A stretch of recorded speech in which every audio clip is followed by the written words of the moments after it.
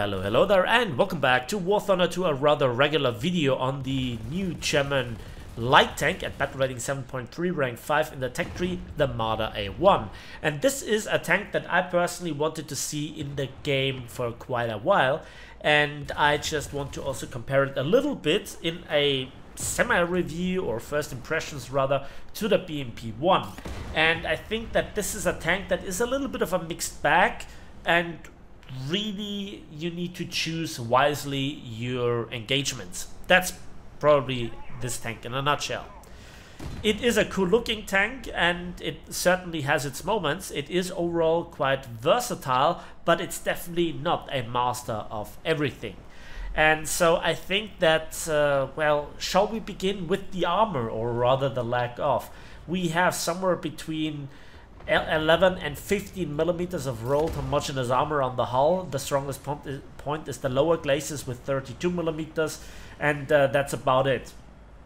The tank is relatively long but rather flat, and it also features 3 crew members, of which 2 are in the turret, and you have a little bit of an extra trolley protection from at least APHE shells from the front via the transmission and the engine. Talking about the engine, we have a top speed of 75 kilometers per hour forwards and backwards, with a horsepower to ton ratio of just over 20. So in this aspect it is really nice. Then we furthermore have the problem of that there is something similar to the gear shifting bug when you go downhill, but it stops accelerating like completely. But there is a way to overcome this, and this is by pressing E 3 times, aka going into automatic driving mode. And then you can accelerate through this, well, deadlock of 30 kilometers per hour, something like that. And then it's okay, but it's something that you definitely should be aware of. Then we come to the gun or the weapon systems overall. First of all, let's talk about the second turret, because this tank has actually 2 turrets. The second turret houses a single 7.62mm MG3A1 machine gun, which then traverses 90 degrees to the left and to the right and covers the rear arc of the tank. It is not really that helpful. In fact, it is a little bit of a penalty if something is directly behind you, or you just want to reverse tactically and then need to engage something. You can shoot your ATGM over this turret, but your main gun then doesn't really perform that well. Talking about the ATGMs, this is what this tank has in common with the BMP-1. The BMP-1 has 4 ATGMs, and they are all separately loaded. So they are with the Marder A1. In this case we have the Milan with a 2 kilometer range and 200 meters per second maximum velocity, 530 millimeters of penetration at any distance because of the shaped warhead, which is not a tandem warhead, so watch out for those era plates. But overall, a decent ATGM. Again, you have only 4 of them, and you not only have just 1 reload, but you have to more or less entirely rely on this. So this is a big difference to the BMP-1, where also the 73mm main gun is very useful. And now we come to the mixed bag, that is this 20mm RH202 cannon. 1,200 rounds of ammunition in total in 200 round clips. So that is quite something, and it's quite nice. And the belts are all kind of mixed between HE and AP, and indeed you have the gun handling characteristics to also shoot at aircraft. I have numerous scenes for you in this battle where I can shoot at aircraft and do so. Well, that's the one thing. So let's talk about the gun handling statistics. We have 60 degrees per second turret rotation speed and gun elevation speed. We have a maximum elevation of 65 degrees, which is fantastic, and over the front at least, fantastic 17 degrees of gun depression. That is fantastic. The rate of fire with 800 rounds per minute is also quite high, and then this is where we run into the problem, because the shell type for the AP is HVAP, aka APCR, and you only have 57 millimeters of penetration. That is bad. Yes, the RH-202 is the same gun that we can see on the Leopard 2K, aka the Kyler, and also on the KPZ-70. And when those tanks came out respectively, this was a fantastic secondary weapon. And it kind of is useful as a secondary weapon. But it just lacks the damage output, it lacks reliability, and there you just could see I couldn't knock out the gun barrel of this enemy tank by shooting it from the side. Hell, I can't even penetrate an angled BMP-1. This is not good, this is bad. This is something that very often lets you down when you want to just simply engage the enemy. And look at this, I just... yeah, I kind of screwed up this engagement, but I couldn't pen him. And this was one of those things that I can't stand about a tank. If this would be a PDS, it would be significantly more reliable. If it would have a PFSDS with, I don't know, 100 millimeters of pen, something like that, or let's say 90 millimeters of pen, it would be cool, it would be useful.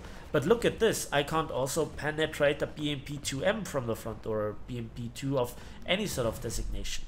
It is a big issue, and with only 4 ATGMs, you better watch out for the caps to be in your vicinity to refill it constantly. And when you don't one-shot an enemy tank and you need 2, you have blown half your ammunition for just 1 kill. That is quite something. And then there is the issue with aircraft. I shot down quite a few of them, but this scene just demonstrates what a good pilot can do.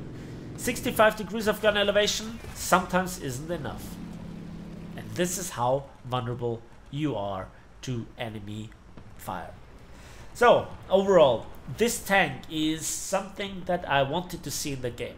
It can do the job, it's quite cool to look at, but I hope for more variants of it and better variants. I can only imagine the fun that I would have in such a tank like this with, I don't know, a 30mm or a 50mm where those variants actually exist. It would be fantastic, but this 20mm just doesn't cut it. Also, the tank doesn't have a stabilizer. Now, you might not really notice it at first, only if you then look at how wobbly the tank is on ground. And this is because with the 60 degrees per second of gun elevation, you can compensate for driving over rough terrain. But it's more a, I don't know, reactive system rather than an active, fully stabilizing system like the R3 used to have at all speeds, right? And I think that also the damage output has been hit badly on this tank, not just the post-penetration damage effect. Yes, you can kill tanks with it, but it's just you feel a bit more like a liability. This versus a BMP-1, I would take the BMP-1 over this any day of the week, to be honest. It's not that it's a bad tank, but there is no real direct purpose for it in War Thunder. There are many tanks that can scout, that can fire ATGMs, and also have the same mobility or even better, and on top of this have a better main armament. And or secondary armament, whatever you want to call this 20mm, and whatever you want to see as the primary gun.